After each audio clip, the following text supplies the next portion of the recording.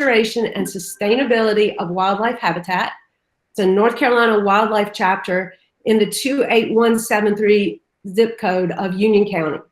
We were formed in 2018, and through the involvement of schools and farms and more than 100 homeowners, we were able to achieve sufficient certifications to be recognized as a certified wildlife community habitat by the end of 2019.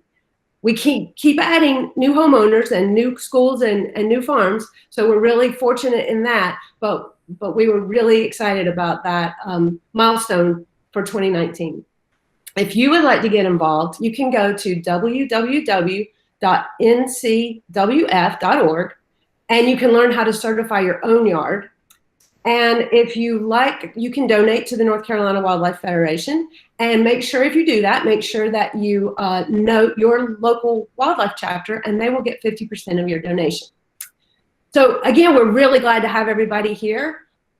This is our first virtual speaker series. We started 2020 back in January and quickly had to put everything on hold. We were supposed to have Mellichamp here in March, and so you know what happened. So we got him now for September, and that's wonderful. If you have questions or comments throughout the day, throughout the meeting, there's a little box up at the top left-hand corner, right-hand corner, sorry, that looks like a little piece of paper with notes on it. And you can put your comments in there and your questions. And after the presentation, but before the Q&A, Tara and I will read some questions, and Dr. Mellichamp says he will answer them. So that will be lots of fun. And there's your comment box. Tara's going to note some websites and things like that in there. Let me introduce Dr. Mellichamp. He used to live in North Carolina. He's waving if you can see him. He is a retired professor of botany and horticulture and was the director of the Botanical Gardens at the University of North Carolina in Charlotte for almost 40 years.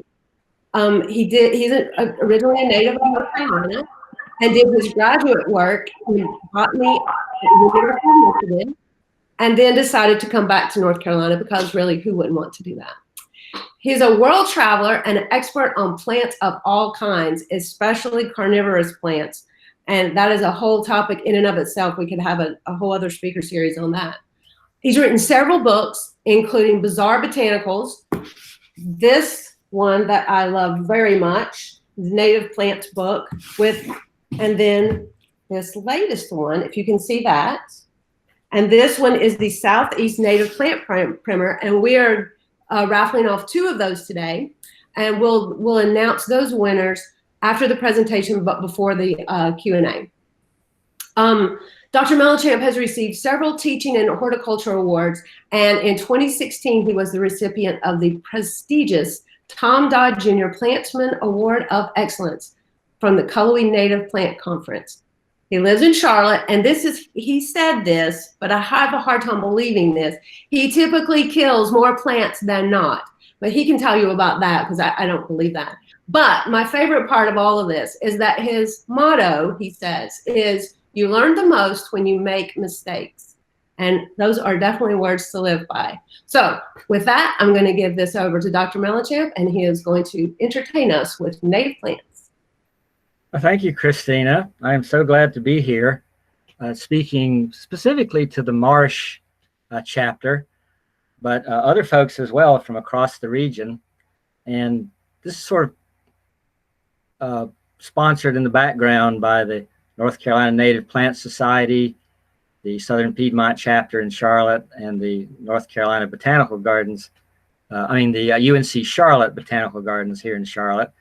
And I might just mention whose plant sale begins this coming Saturday for non-members of the gardens. You can log on there and see. So I'm going to be giving you very specific advice tonight on the best of the best plants, talking about going native with plants in your own backyard. Since many of you all might be beginners, I'm trying to cut right to the chase and not minimal background about why grow natives. There are lots of good reasons for growing natives. One, they're heat tolerant.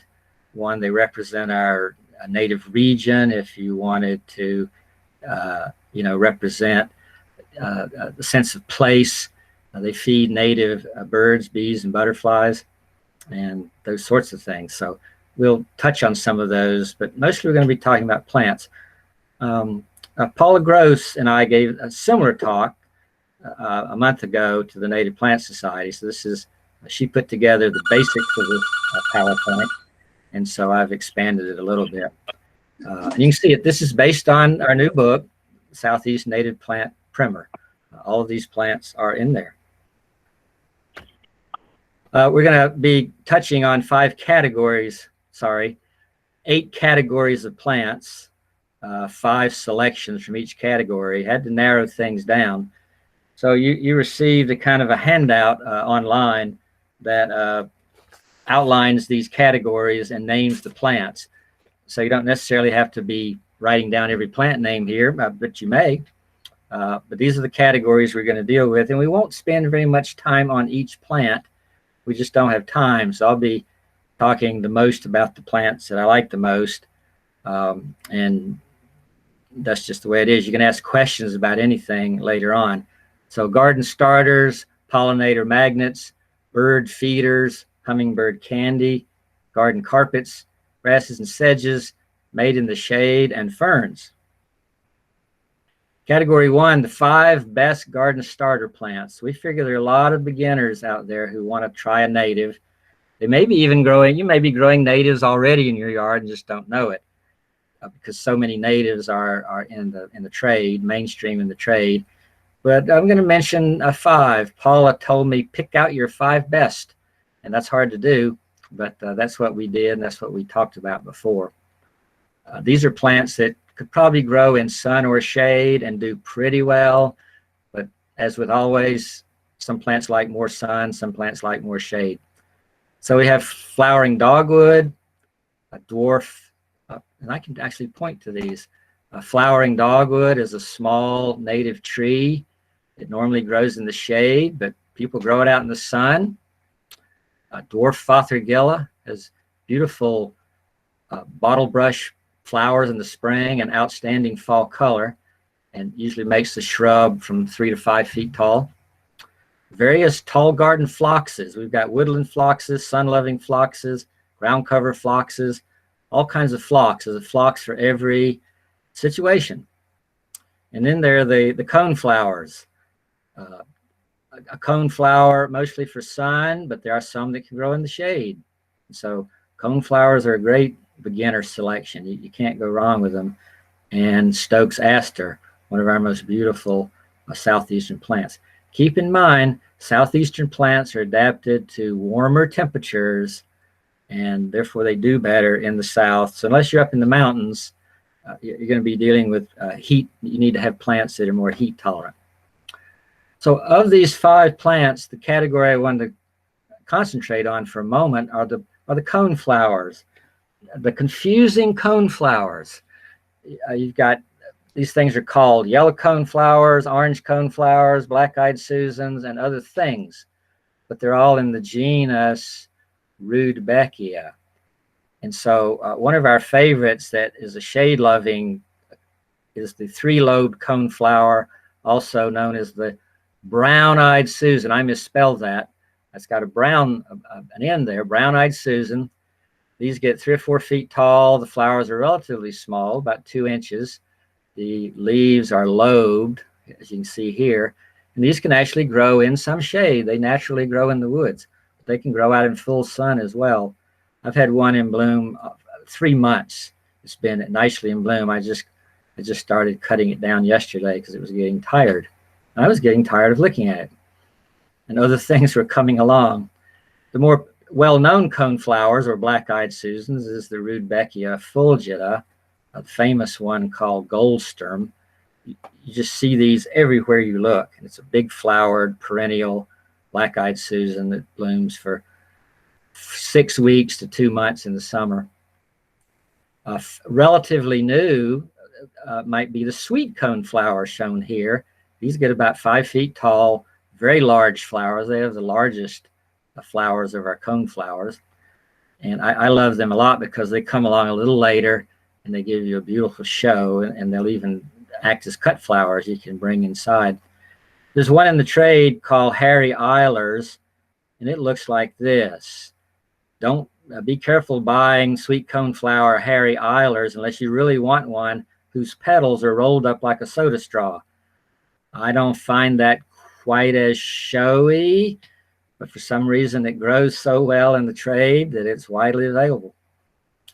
The giant coneflower is a knockout for any garden. You see they're 6, 8, maybe even approaching 9 feet tall, shiny green leaves. This one blooms in the spring. Most of the other coneflowers bloom in the summer. This one has beautiful heads of flowers, kind of a grayish cast to the foliage. These like full sun and dry-ish soils. All of the coneflowers want to be a little on the dry side. You don't want to overwater them. You just want to keep them happy. So there's your black-eyed Susans and coneflowers. Coneflowers love butterflies and vice versa. This is the cutleaf coneflower. It's a woodland plant blooming now. Can get up to 8 feet tall, usually shorter, with deeply cut leaves, lots of flowers. And the secret to recognizing it is the flowers in the center of the head are green. So it's sometimes called the green-headed coneflower. Instead of being yellow or red or black, they're green. It's a great coneflower as well. Don't confuse the coneflowers with the coneflowers. So you've got your yellow and your orange coneflowers, not to be confused with the purple coneflower, which is the genus Echinacea. Echinacea blooms in the early part of the summer. Usually it's finished by the 4th of July, and they come in shades of purple and pink, and there are many cultivar selections of these that come in all kind of funny colors, orange and yellow and red and different colors. I like the old-fashioned wild type purple, and so do insects and birds. And so a general note about these various coneflowers is goldfinches will come and eat the seeds, so leave the seed heads up as long as you can until the birds have eaten some of the seeds. Then you can cut them down as they start looking bad. So these are great plants to have in the middle of the summer because they bloom for a long period. And the more sun, the better. That's why I like them. Okay, we move on to the next category, which is the 5 best pollinator magnets.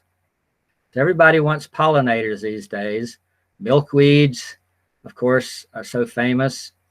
Rattlesnake master is a strange garden plant whose flowers occur in these knobby heads.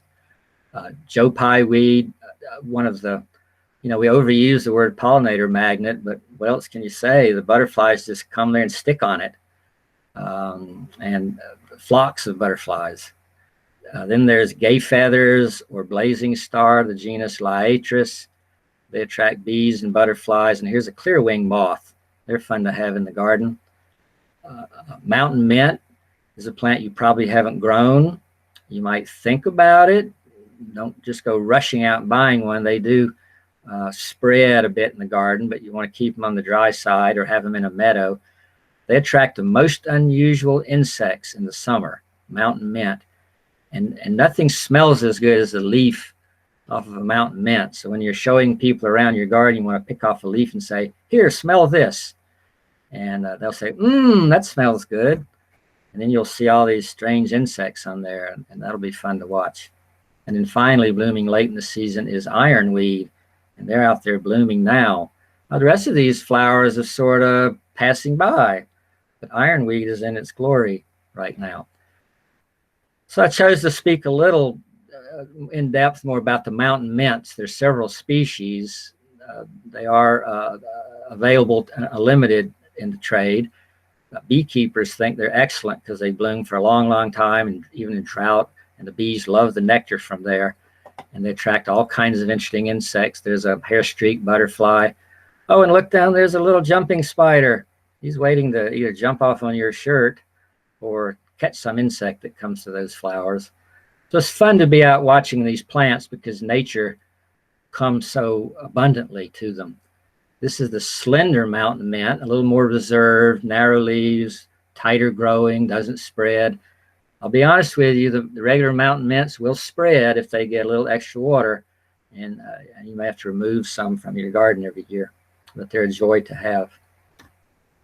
The ironweeds that bloom late in the year. This is the narrow-leaved Vernonia lettermanii. It's kind of just finished blooming now, and the New York, or the tall ironweed, is just now coming into bloom good, and they come in different heights. So if you haven't grown an ironweed and like the rich pinky purple flower, try some ironweeds. Moving on to the best bird feeder. These are plants that produce seeds and fruits for birds. And so we have here beautyberry with its gaudy purple berries that are ripening now. Dogwood, which has red berries, they're ripening now, and migratory birds are picking them off. They're sort of like a box of candy, it seems to me. The birds land there, they pick the fruit, pick a couple of bites out of it, and drop it on the ground. So you can go out and find these half-eaten dogwood berries all around your dogwood tree. I don't know why they don't, eat the whole thing. But they do disperse these far and wide. You've got birds that are eating the seeds of your coneflowers at this time of year, and your black-eyed Susans. You've got birds that are going to eat the winterberry holly in the wintertime. And over here, this black cherry is representative of trees or larger plants. The black cherry tree is one of the most important trees in the garden, in that it has flowers for insects in the spring and berries for birds in the fall, and is representative of a tree that you might not plant, but you might have. The winterberry holly are the ones perhaps most sought after. This white stuff, I've heard people talking about it. We think it's snow. Most of our collective memories have forgotten what this is. They say it used to come out in the good old days. But these winterberry hollies are beautiful in the wintertime. They withstand the cold very well. And in order to get a show like this, you've got to have male and female hollies in the summertime. They bloom in the late spring. So you've got to have a female holly with its green ovary in order to get the berries. And then you've got to have a male pollinator nearby, as nearby as can be.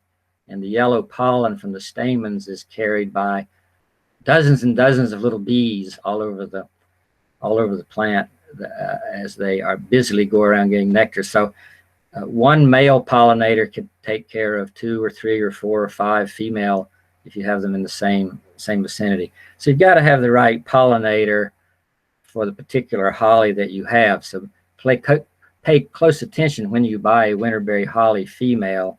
You got to have the pollinator that blooms at the same time, and they'll have names. You can look those up in books, like the present book.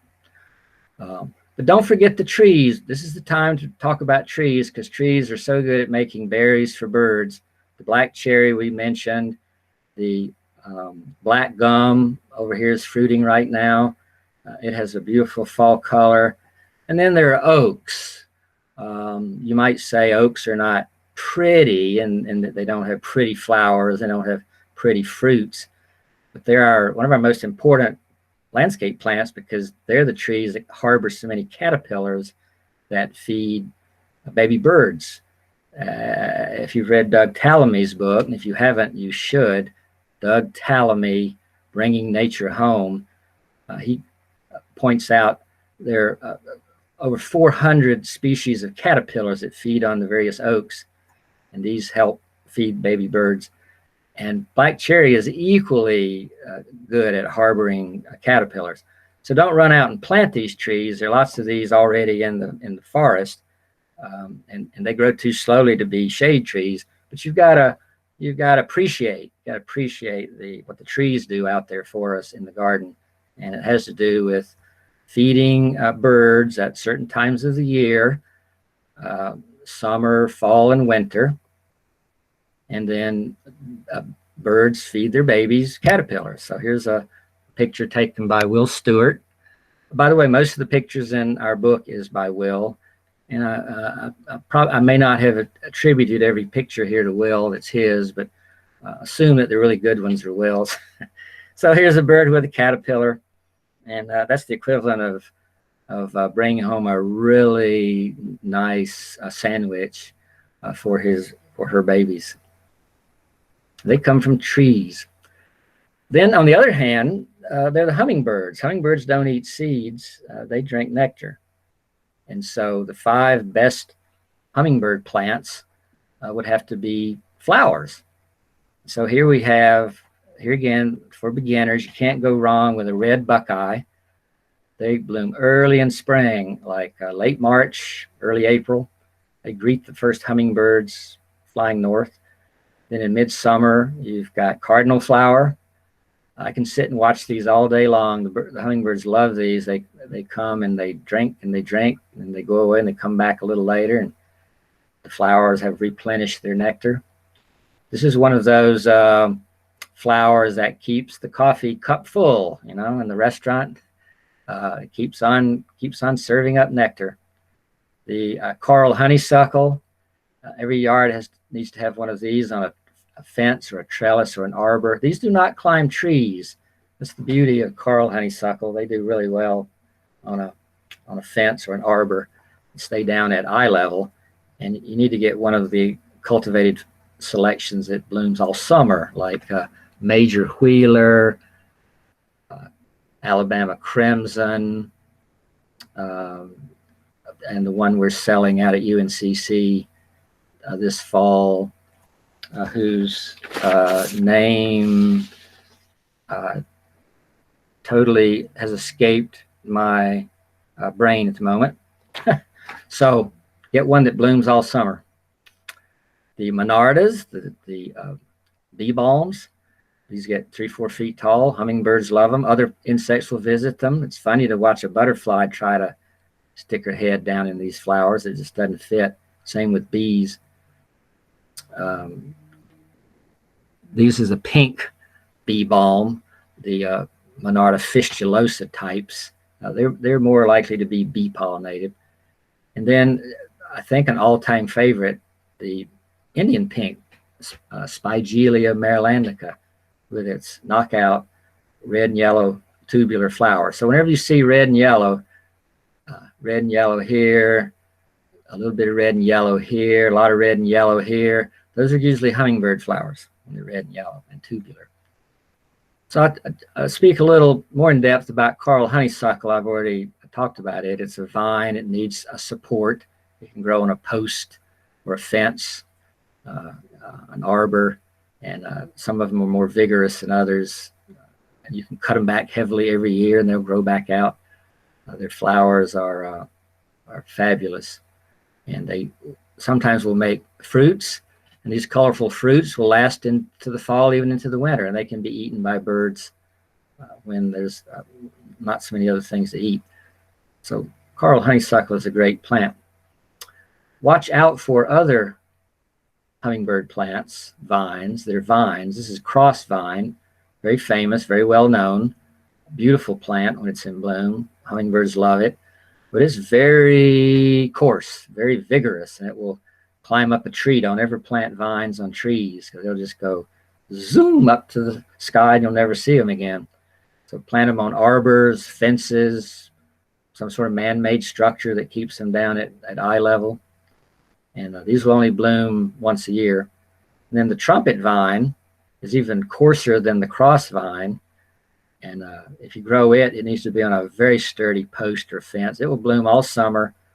But it's a little bit troublesome. It sends out underground roots and will creep around your garden and very difficult to get rid of. So I prefer these out on the fences along cow pastures and roadsides, and maybe out on a fence in a meadow where it's not right in your garden. But hummingbirds love these things. These are all fabulous hummingbird plants. There's a close-up of that hummingbird. This is one of Will's great pictures where he stopped the beating of the hummingbird wings long enough to see them. These bloom almost all summer, just from late spring until fall. Then we move on to the best garden carpets. These, of course, would be ground covers. And so the latest technology that tells us the best way to grow plants in the garden, whether native or not, is to plant in layers. And so you need early blooming plants in the lower layer, and then taller plants grow above it and they bloom, and then even taller plants might grow above those. So out in a meadow, you might have some spring flowers, some summer flowers, and some tall fall grasses. And so garden carpets, these I believe are all shade loving, green and gold, one of our super best ground covers in the shade. They don't like full sun. They're semi-evergreen. They'll creep along, cover the ground, beautiful flowers in the spring.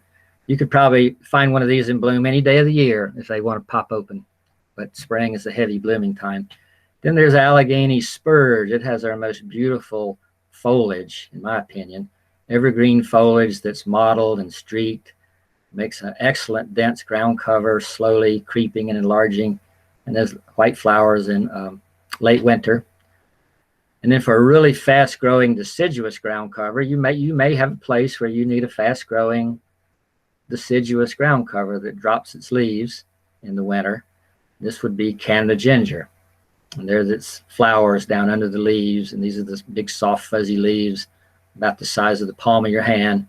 And these will grow several inches a year, maybe even a foot a year, and quickly cover a bank or a creek bank or a hillside where you don't want to grow anything else. And Canada ginger fits the bill there. And then there's woodland phlox. This blooms in mid-spring, fills the woods with either blue, white, or pink flowers, depending on what variety you get. Very fragrant. Butterflies love them. They don't bloom for a long time, but 2 or 3 weeks. They're a great spring ground cover in the woods. And their leaves are evergreen, so they give you a nice carpet in the wintertime. And then here's the newest plant, if you want to try something new. Generally out in some pretty good sun, at least a half a day of sun. This is the Shale Barrens pussy toes from the Shale Barrens of Western Virginia and West Virginia. And this makes a very short ground cover. In fact, I think I have a picture of it next. Let's see. Nope, next is green and gold. So I think I have a picture of the pussy toes coming up. But here's a little bit bigger view of the green and gold. A great semi-evergreen ground cover. They're different cultivars. Some are bigger, some are smaller, some are clumpier, some are spreadier, some are lusher, some are thinner. Something there for every taste. And the most bizarre of these is the one called Eco Lacquered Spider. And it has runners that come off it that are up to 3 feet long, not kidding, 3 feet long, with glossy foliage. And if you needed to cover an area really quickly, this would cover a bare area in 2 years of growth. And they can take some sun, some shade. The more you water them, the more they grow. You can walk on them, say, once a week, and they will just carpet the ground. That'd be a great plant for a kid to try to tame. You plant this thing in a pot, and it looks like an octopus trying to get out of a pot with its long runners. Here's some other phloxes. This is phlox called Thrift, one of the ground cover phlox. Needs dry, rough soil. Do not plant these in rich soils, or they'll outgrow themselves and die young. They need to be in your roughest area on a bank or a hill, or even out in a lawn where you almost never water it, except during a severe drought. Butterflies love these. Oh, and here's the Shale Barrens pussy toes. It's so new. You probably haven't seen it. We have a big patch of it out at UNCC. The leaves are only an inch tall. It makes little rosettes. They look like they're encrusted with white, and they send up a flowering stalk that's only a few inches tall. but it didn't take it but 2 years to cover this much space. So it does not like to be too wet. So it's got to be well drained. Think of a shale barren, a pile of broken up rock with barely enough moisture to support these things. They do not like to be too wet, but you should try them in a rock garden setting. So now we're in the category of grasses and sedges. And there are many, many of these. And so I've embarrassingly chosen, so few here of all the great grasses. Everyone knows pink muley grass. Best ones I have ever seen of these were growing in the median of a highway with no extra water, hardly any soil, dry, and terrible, like you wouldn't plant anything there. These were just blooming their heads off. It may be because they come from sand dunes down the coast. Then there's the switch grasses. These tend to come from meadows and prairies and damp places. They can get large. I love this red one called Shenandoah. But there's some really big ones that come in a steel blue and green. A lot of cultivars. This is one of the little blue stem grasses that's bluer than average, makes a tight clump. Works really well in a border with black-eyed Susans and other summer blooming plants. Gives a sparkle of color and acts as kind of a space filler. Then for the wooden garden is seersucker sedge. The seersucker is shown as these little wrinkles, I guess you could call them, just like the cloth seersucker on the leaves. These grow fabulous in a moist woodland garden, and they're evergreen. And they mix in well with wildflowers. They don't take over. They make beautiful clumps. Deer will eat them. So you might have to go out and beat the deer off. And a close relative is the blue wood sedge, shown here. That form little clumps, and you plant lots of them, and they grow together and form a kind of a blue carpet that you don't have to mow. And this is a picture of grass flowers. Grasses have flowers just like other plants. You hardly ever see them. Some of them are showy, but not many. This one is Indian grass flowers. Let's see what I've chosen. Here's little blue stem in all of its glory. Here it looks in the summer growing period, and in the fall, or late summer, fall, September, it blooms with these little white plumy flowers. So it's really nice, especially plant them where you can see the sunlight shine through the stems, shine through the flowers. They look really good backlighted. Grasses are your kind of background plants. They give structure to the garden. Leave them in the garden as long as you can. Listen to them rustle in the wind.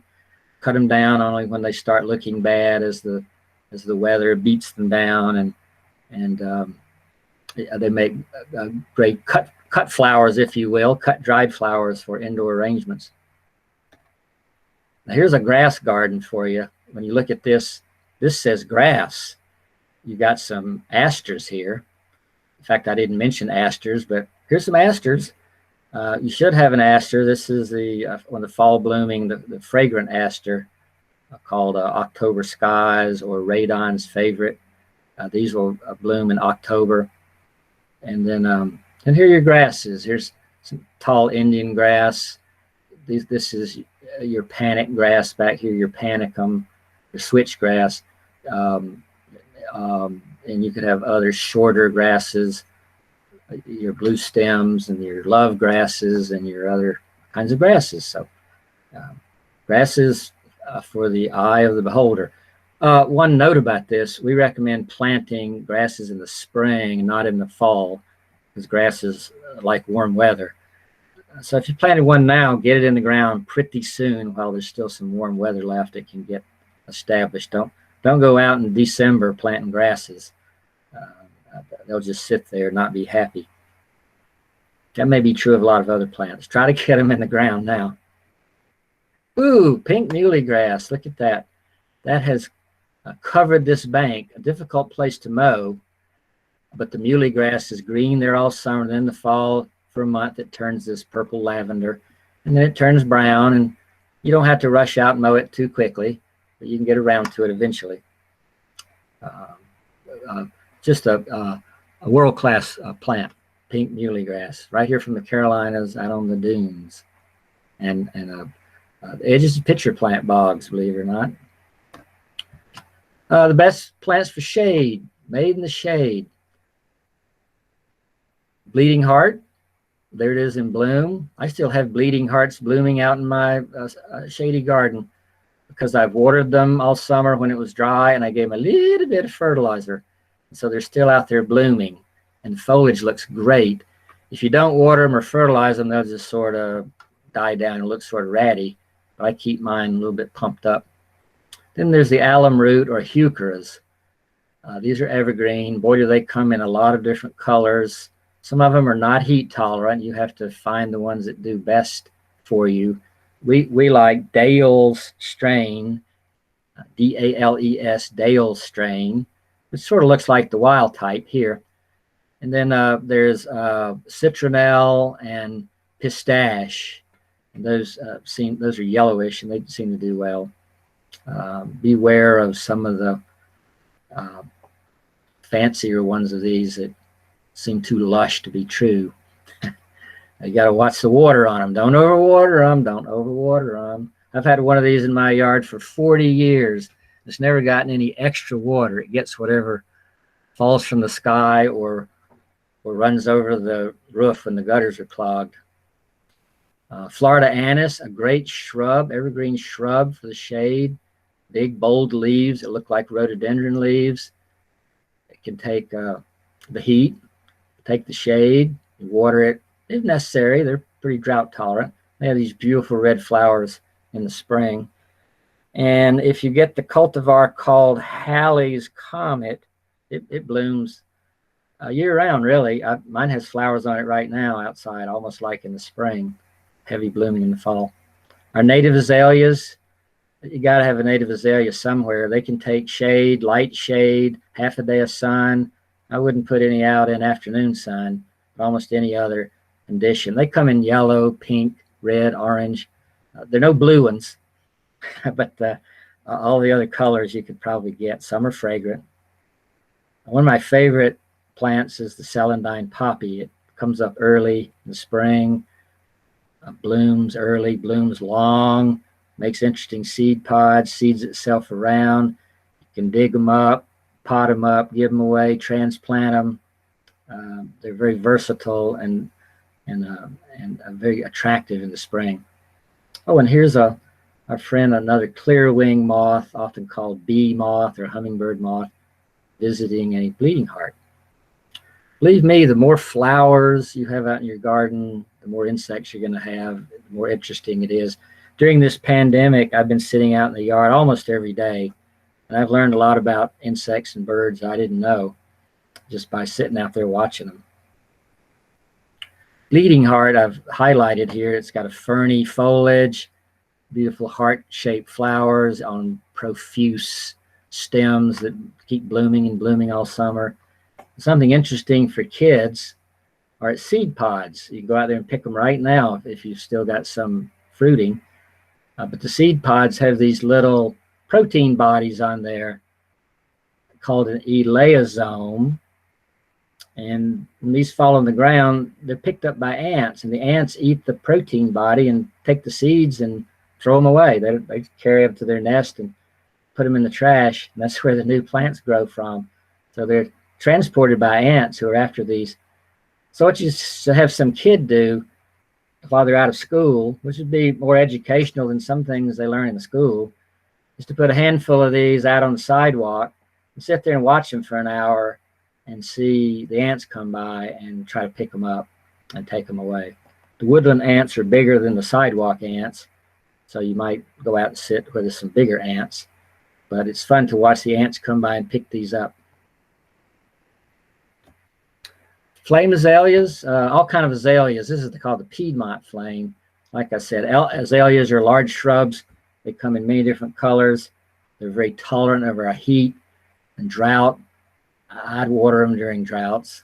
You can prune them back if they get too big. They attract butterflies, bees, clearwing moths, hummingbirds in some cases. And you can have some that bloom almost all summer. The plum leaf azalea blooms in the middle of summer, and the swamp azalea blooms in late summer. So most of them bloom in the spring. And then ferns, we've made it to the last category. 5 best ferns. I love ferns. You should plant ferns with your wildflowers. You could start a fernery. A fernery is a collection of ferns, maybe with rocks or logs. Use ferns as a background in your woodland garden. Plant wildflowers around them. Use ferns to replace spring wildflowers that die down. So in your trilliums and your phloxes and your bloodroot and your Virginia bluebells and your shooting stars and so forth that finish blooming in the spring, some of them just disappear. You need something there, so plant some ferns. Remember, ferns come as clumpers or creepers, and you don't want a creeper creeping around in your wildflower garden. It's better to have a clumper.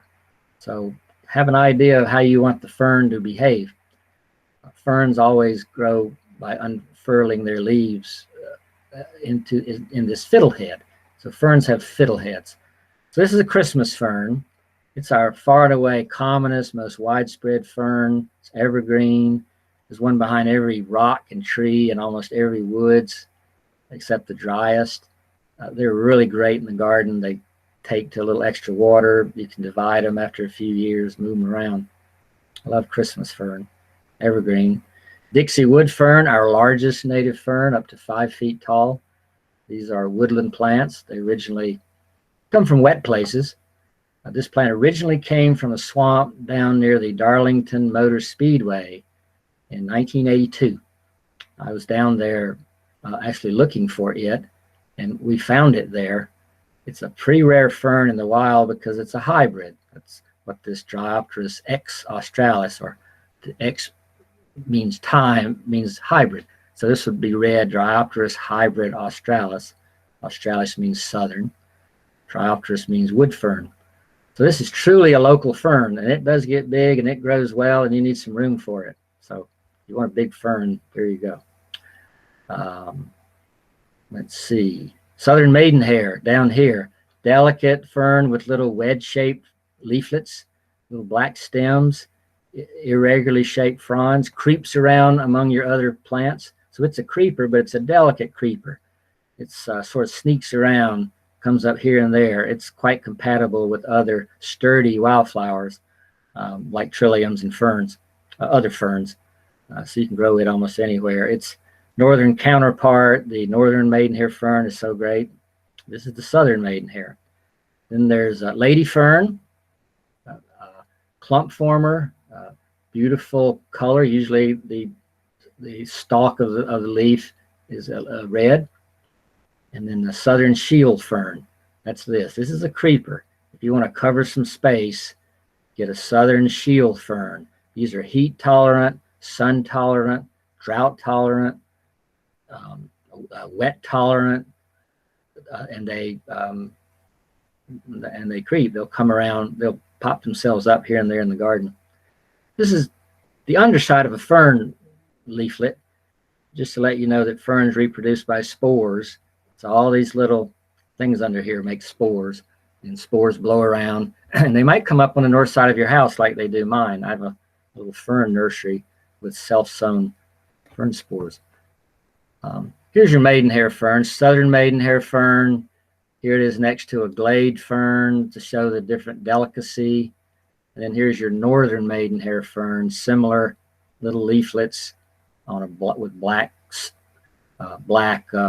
leaf. These are not stems. These are the leaf rachises that hold the leaflets. And what the symmetry of northern maidenhair makes it unique, and the delicacy of southern maidenhair makes it unique. Southern maidenhair is not cold. It will not grow up in the mountains. It's too cold. Zone 7 is about its limit. It's perfectly happy here in in Charlotte. Just water it during droughts. Here's your Dixie wood fern, big tall fern. Now our other ferns that are big, we do have royal fern and cinnamon fern, and they get large too. So this is not the only 5-foot fern, but it is certainly one of our 3 or 4 largest southern ferns. Got to have room for it. Do not plant it in the middle of a patch of wildflowers. Okay, so that's all of the plant pictures, and I'll take a minute to just go over these, some of our tips, and then we can have questions. Out of all the tips I can give you, you're lucky I'm only giving you 5. I have a list here. It's called Dr. M's Nifty 50. And someday you may want to know all those, but not right now. So these are the Jivey 5 tips. Morning sun is not the same as afternoon sun. So morning sun is cooler. It's magical. It allows plants to get direct sun without getting too hot. So many plants, even some woodland wildflowers, can take a certain amount of morning sun. So pick your plants carefully, and don't put too many plants in hot afternoon sun. Leave that for hollies and boxwoods and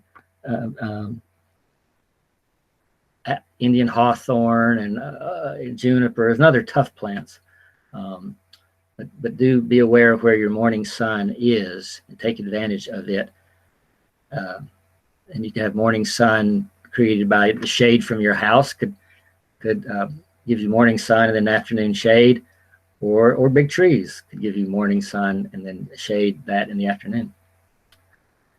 Second tip is roots grow out instead of down in our clay soil. So when you dig your holes to plant, don't dig the hole deep. Plant the hole only as deep as the pot is, so you can set the plant on that hard bottom. Don't dig too deep, fill in with soft dirt, or your plant will sink. So dig only as deep as you need to, but dig it wider. Dig it twice as wide, and put your good dirt, well pulverized, chopped up, maybe some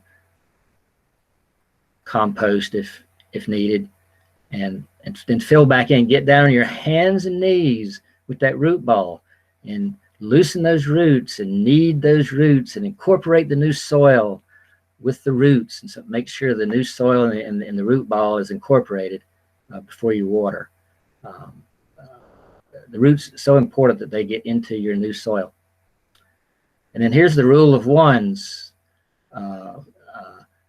Water one new plant for at least 1 minute once a week, unless it rains 1 inch. And so the biggest problem I see with people planting plants when they come back and tell me, my such and such didn't live. I say, well, it should have. And I ask them, well, you planted it in the spring. How often did you water it? Just once when I planted it. Well, that's not enough. You've got to go back and check your newly planted plants once a week, at least, regularly, to make sure that that new root ball that you've planted properly gets a good soaking of water. No more often than once a week. You don't want to overdo it, but watering that first year is critical. And then the second year you can slack off a little bit because you will have gotten it established. So 1 minute once a week, unless it rains 1 inch. Now you don't water for a minute if you're using a fire hose. Be kind of reasonable. If you planted a 1 gallon plant, you want to give it 1 gallon of water. I happen to use a hose that doesn't spew the water out terribly fast. I can use it to water gently. Then multiples of 3, plant perennials or wildflowers in groups of 3 for visual effect, and also to encourage cross-pollination. If you want to multiply your plants, if you're using plants that are not cultivars, then you want to have 2 or 3 of each plant so they can cross-pollinate. There's nothing wrong with cultivars. They are merely a selection of a wild plant. There are some complex hybrids. I'm not talking about those, but simple selections of wild plants are almost as good as the wild plant, particularly if they solve a certain problem. Like they're perennials that are more mildew resistant than others, like the phlox agena. The only way it differs from regular phlox is that was found in the wild and it didn't have any mildew on it. So it's that's the only thing that makes it different from its regular phloxes. Look at isn't that beautiful? Look at all those clumps of coneflowers and monardas and coneflowers and black-eyed Susan. Last, gardening is an experiment. It always works. Whatever you do, it's going to work. If you might say my experiment failed, but no, if you didn't water your plant, the experiment still failed. Not watering a plant leads to death. Your experiment just might turn out the way you wanted it to. So you've got to pay attention to that. So cultivate an attitude of curiosity and garden for connection, not perfection. Try different things. Love what you do, live with it, understand from it, enjoy the connection with nature.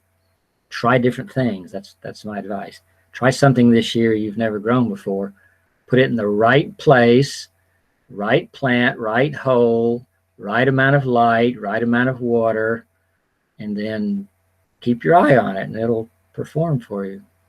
Let's see what's next here. Thank you and keep on growing. Oh, that's awesome. Awesome advice. And we have lots of questions. Good. So, maybe we'll leave this up on the screen, or do you want to see me instead of this? Let's look at you if you want. So you can answer. There I am. I'm gonna tell you who the two winners are. Okay. And it's Dora Sestito of Waxhaw and Karen Andre of Mount Pleasant, North Carolina. So I will be sending you guys an email and find out how you want to receive your book. And that is wonderful that you two won. So we have questions. Tara, do you want to read a couple questions? We have great questions. Sure. Okay, so we have a first question. Do you cut back the little blue stem, and if so, when? And then I was also wondering on the pink, the muley grass, if we also. Yeah, after they've done their color thing, which would be definitely after October. So you don't even think about it till towards the end of October. Then if you want to, if you're a neatnik in the garden, and many people are, cut those back practically to the ground. Now they may still have some green bases, so you may not want to cut them all the way to the ground, but you can go ahead and cut them pretty much down. You know, they're dead, and get rid of them, or you can leave them up all winter and see what happens. But it's okay to cut them down, say mid-November.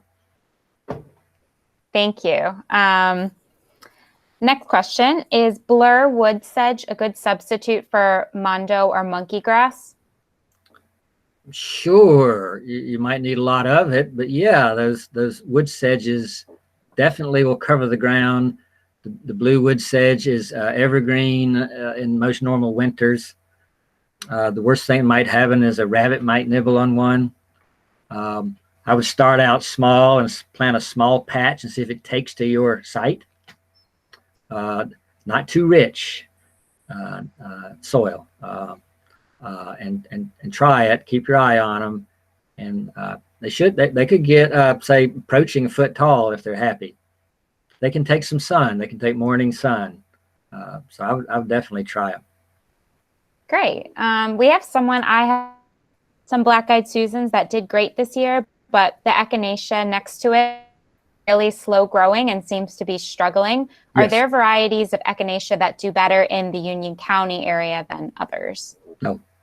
Echinaceas are prairie plants. They don't like our heavy clay soil.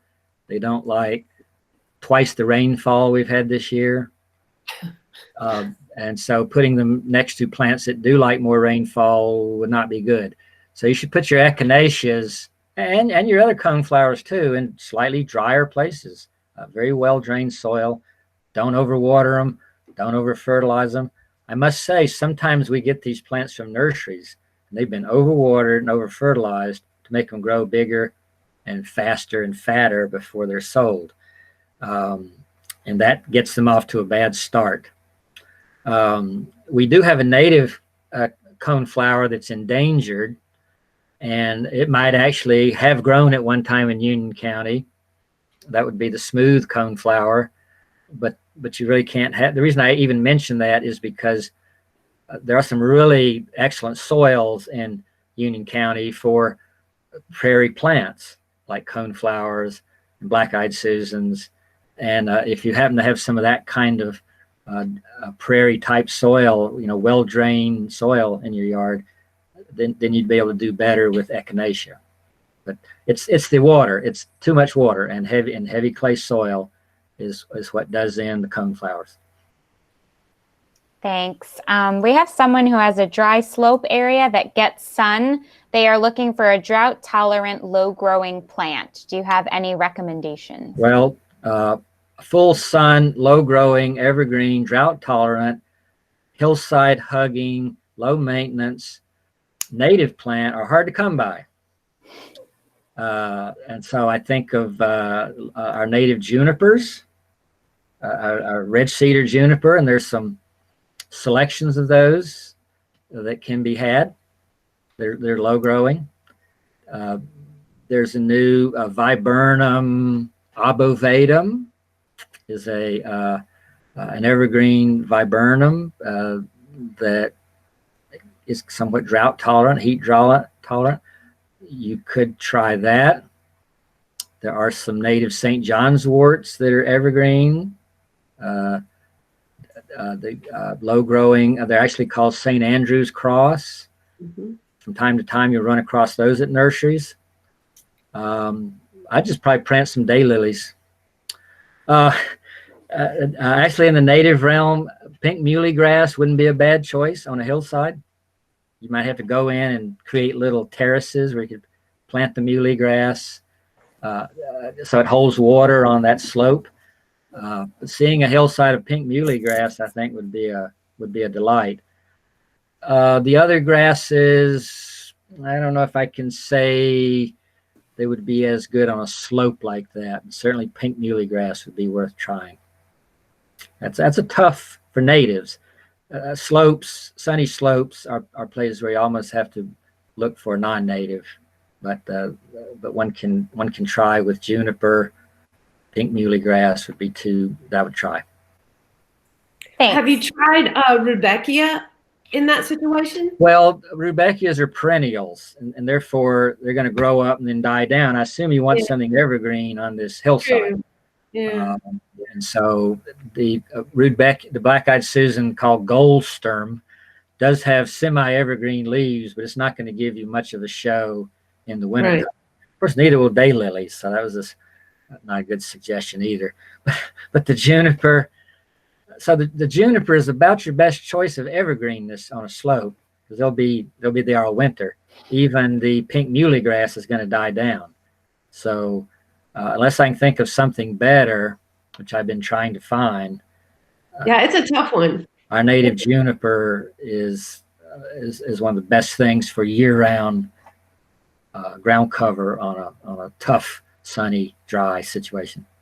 Well, we have another ground cover question about growing ground cover under a southern magnolia. Don't do it. Just let that's where you're supposed to put the dead leaves. It's so shady under there. Now, my neighbor has a southern magnolia, and it's kind of limbed up a little bit, so some light comes under there. And so you might find something that could take that shade. That is very shady under a big leafed evergreen.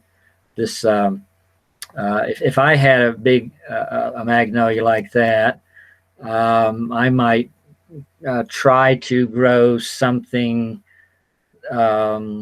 as an experiment and see how it might take, like something that would grow in very dense shade, like it had to be low growing, maybe it's hard to think of something. I've never seen anything growing under a full skirted southern magnolia.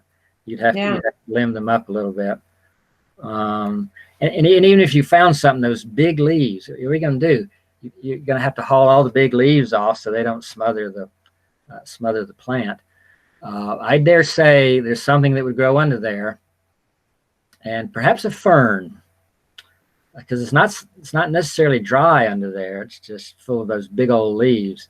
So you might try a creeping fern like southern wood fern, or even Christmas fern might rise above the layer of big leaves that are under a magnolia. That'd be a good challenge for someone to find something to go under. I'll have to think about that. Well, we've got another question about under a tree. Sure. Someone has a 5-year-old pecan tree, and first they want to know, can you plant anything under a pecan tree? I don't think they're like black walnuts. I would. But also, can you move that pecan tree, even though it's already 5 years old? And how close can two trees be to each other?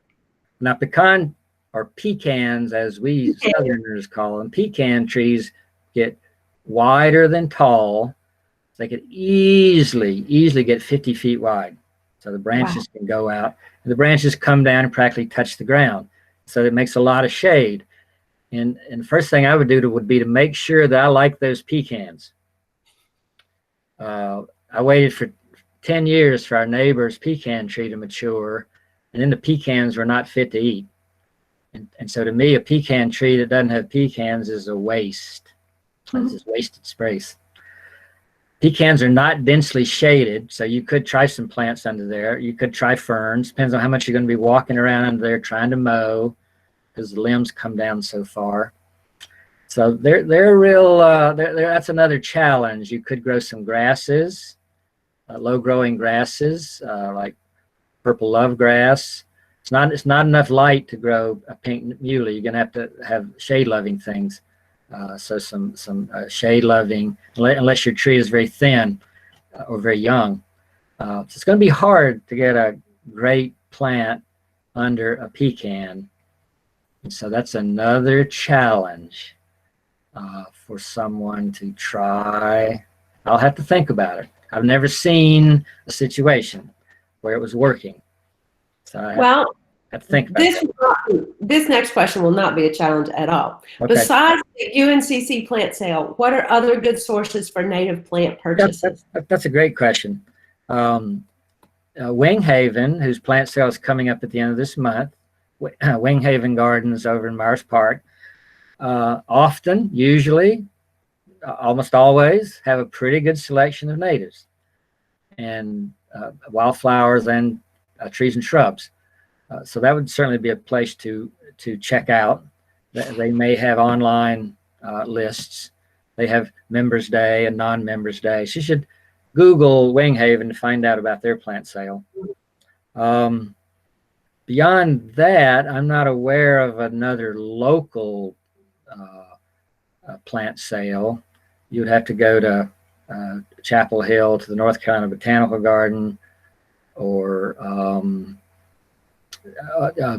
over in the Duke Gardens area. In the triangle there, they have several plant sales a year, and I can't think of any others close by. Now, all around, within a 2-hour drive, you may find several plant sales. The Spartanburg, the community college down in Spartanburg, where they have an ag program, has a plant sale.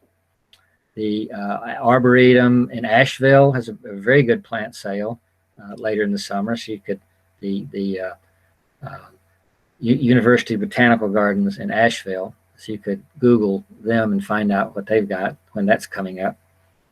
The Native Plant Society has a big plant sale and auction in June, but that's probably not going to happen I don't know what's going to happen next year. It was canceled this year. South Carolina has done theirs, though. Wait, who? South Carolina Native Plant Society is doing one starting next weekend. Okay, and where is that? Is that in Rock Hill? I think it's in Greenville. Okay, well, you'd have to, check on that. Clemson may be having a plant sale. All over the state could have plant sales. They may be virtual, like UNCC this year is going to be virtual. You have to order online, then just go pick them up. Some other places may have a real plant sale. And so I would Google plant sale and just see what kind of hits you get, or university plant sale and see what kind of hits you get. And and very local to Union County, specifically Carolina Heritage Nursery. And I'm not sure what her address is, but you can find her on Facebook. That's Lisa Sure, Tompkins. that's Lisa Tompkins, and she sells plants all the time. So she's all the time. You don't have to wait for a daily plant sale. Yeah, exactly. Lisa has a lot of interesting and unusual wildflowers. She knows more about the plants in Union County than anybody. And she propagates a lot of those. So you could get in touch with her. She used to sell at the Saturday farmers market in Matthews, but I don't know if they're having. See, I just don't know if they're having that, given the pandemic. Whether they've started back up. Yeah, I think they have. On the North Carolina Native Plant website, they have a listing of nurseries and things that might be worth checking out. I don't know if they try to keep up with all the plant sales. You just gotta check around. Woodlanders Nursery is an excellent nursery to buy plants. You Google Woodlanders, Inc. INC, Incorporated. They're in Aiken, South Carolina, and they ship, or you can go down there when they have open days.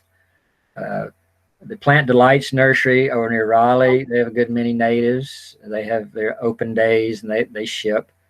So when you start thinking about it, there are all kind of places, both nurseries and once or twice a year plant sales, that could be a source of plants.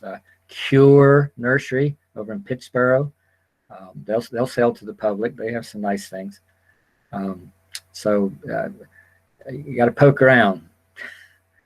I'm going to do one more question, and then we've got several more, but I'm just going to pick one more. If grasses are planted in the winter, what is the strategy to keep them alive until spring? So if you did it by mistake. If for some reason, I don't know why, if you have to plant them in the winter, take them out of the pot and don't disturb them very much and put them in the ground. I mean, you're basically keeping them in the pot. Okay. You can't just, if you disturb their roots in the dead of winter, or after November, they're just not going to grow new roots. And so they're going to sit there and have to put up with the cold and the wet without being able to suck up water and be adapted to that site where you put them. They're just going to be sitting in a hole.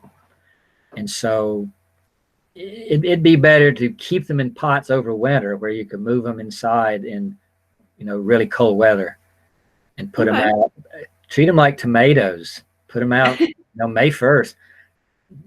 They don't like cold soil.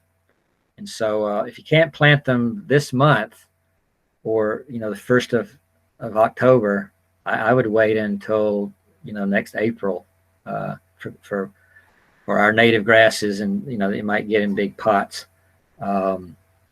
Otherwise, you need well-drained soil. You don't want them to sit wet and cold. Wet and cold is bad. Okay.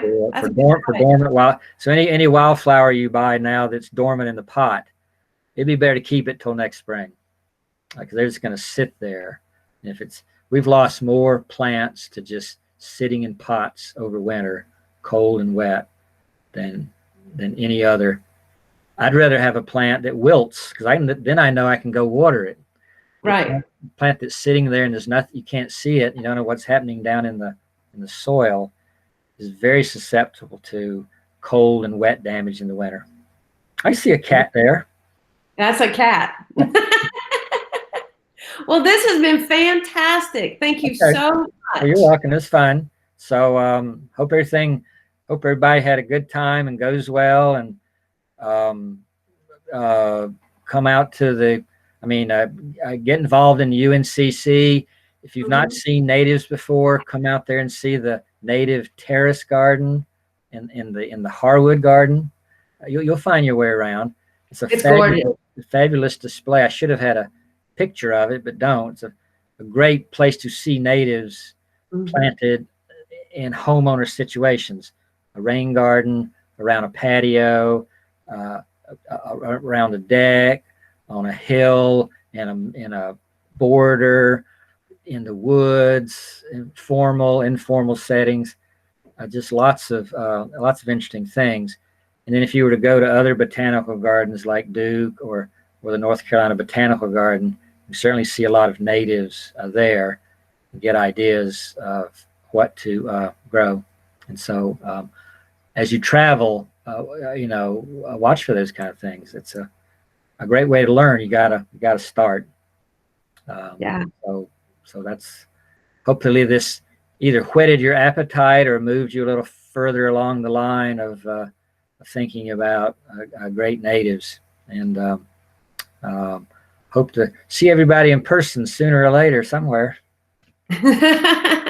And Terry, you will share the recorded version of this with everybody that was on that registered? I will. It'll probably be a little bit of time. We're just gonna have to get it ready and set up, but it will get over to everybody. Thank you, everyone, for joining. So thanks to Tara and Christina for putting this together and for helping me through the not knowing how to do Zooms. I know a lot more now. All right. Bye-bye. Thanks, everyone. Bye, everybody. Thank you. I'm going to just exit from here. Oh, there's Helen. Hey, Helen.